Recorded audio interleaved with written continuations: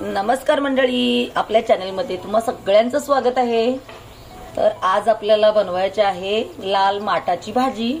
तरी त्यासाठी मी इकडे कढई ठेवलेली आहे आणि कढईमध्ये थोडंसं घालते तेल, कारण आपल्याला फक्त लसूण आणि हिरवी मिरची जी आहे तीच फक्त ह्या भाजीला घालायची आहे। तर तेल चांगलं तापू दे तोपर्यंत आपण काय करूया, लसूण इकडे मी थोडासा चेचून घेते। जास्त काही घालायची गरज नाहीये ह्या भाजीला।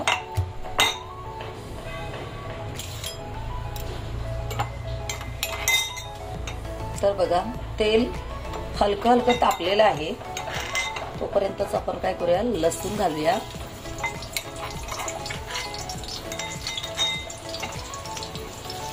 लसणाच्या कळ्या घातलेल्या आहेत आणि त्याचबरोबर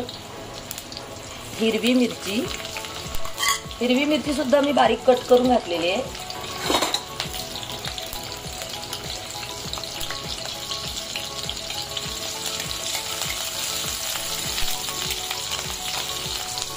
या भाजीला कांदा टमाटर असं घालायची काही गरज नाहीये, फक्त मिरची आणि लसणावरती ह्याला फोडणी द्यायची।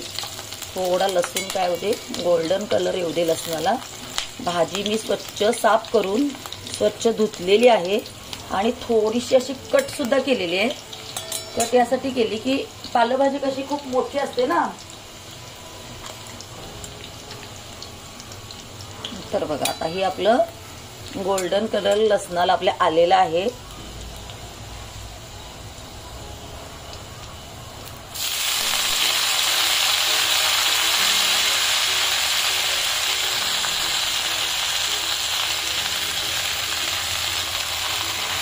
भाजी नितळत ठेवली होती पूर्ण।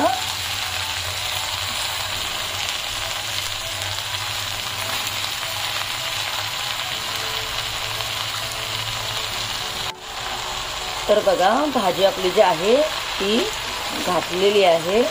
आता इथेच आपल्याला काय करायचं आहे, मीठ घालायचं आहे।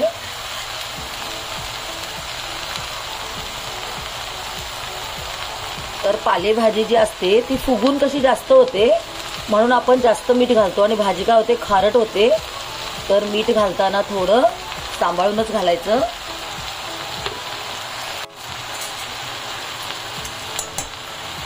आता आपण काय करूया, भाजीला परतूया। भाजी बघा किती फुगली होती।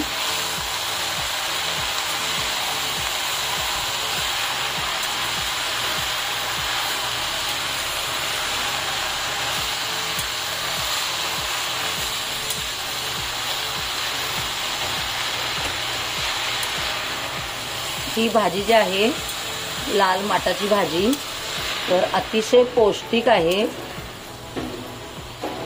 बनवायला एकदम साधी सोपी आणि एकदम सिंपल आहे, पण पालेभाज्या सुद्धा आपल्या पोटात गेल्या पाहिजे। तर बघा, आधी जेव्हा भाजी घातली तर कढई भरलेली होती आणि आता बघा किती कमी वाटते भाजी। तर आता शिजल्यानंतर अजून कमी होणारी भाजी। जास्त शिजायला वेळ सुद्धा लागत नाही, फक्त याच्यामध्ये जे पाणी आहे, जे भाजीचं स्वतःचं पाणी आहे, मिठाचं पाणी आलेलं आहे, तर ते आटलं की भाजी झाली। याच्यामध्ये तुम्हाला खोबरं वगैरे टाकायची अजिबात गरज नाही, किंवा शेंगदाण्याचं कूट वगैरे घालायची सुद्धा अजिबात गरज नाहीये।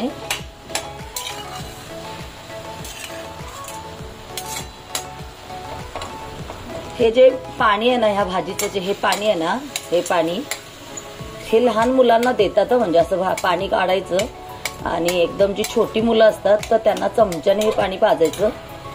खूप पौष्टिक पाणी असतं हे भाजीचं।